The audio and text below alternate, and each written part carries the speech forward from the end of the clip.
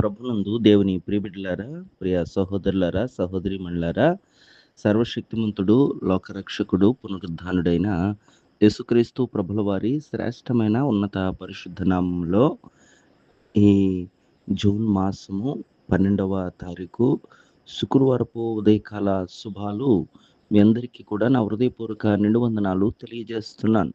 అందరూ బాగున్నారా? దేవుని మహాకృపలో అందరూ క్షేమంగా ఉండాలని ప్రభుకి ప్రార్థన చేస్తున్నాను.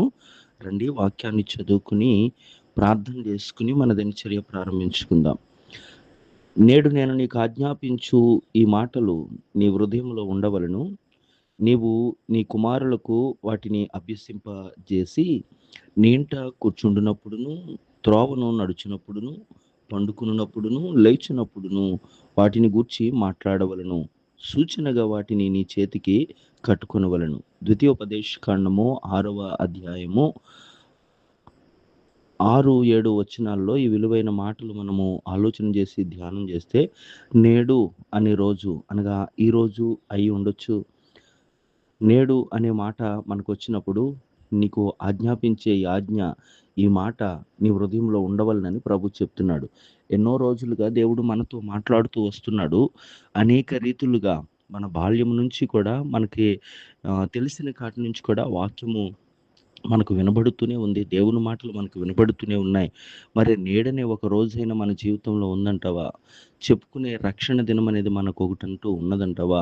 అంటే గనక ప్రతిరోజు నీ కోసము, నా కోసము ప్రభువు 2 చేతులు చాచి మనం వస్తామని ఎదురు చూస్తున్నప్పుడు, నేడనే రోజైనా ఈ మాటలు నీ హృదయంలోనికి వెళ్ళని, నీ హృదయంలో ఉంచుకో అని చెప్తున్నాడు. ఒకవేళ నీ హృదయంలో ఉంటే నీ కుటుంబం అంతా కట్టబడుతుంది. నీవు నీ కుమారులకు, నీ కుమార్తెలకు వాటిని నేర్పించగలుగుతావు. నేర్పించినప్పుడు వారు కూర్చుండినప్పుడు, లేచినప్పుడు, త్రోవను నడిచినప్పుడు, పండుకున్నప్పుడు నువ్వు వాటి గురించి మాట్లాడితే గనక, వాటి గురించి వారికి అవగాహన కలుగజేస్తే గనక, వారిని నువ్వు రక్షించుకున్న దానవు, వారిని నువ్వు కాపాడుకున్న వాడవు అవుతావు. అందుకనే నేడనే నీ దినాల్లో ఒకవేళ ఇంతవరకు దేవుని మాటలు నీ హృదయానికి వెళ్ళకపోతే, నీవు నేడని రోజైనా నీ హృదయంలోనికి వాటిని పెట్టుకో. నీ బిడ్డలకు నేర్పించుకోవటానికి ప్రయత్నించే.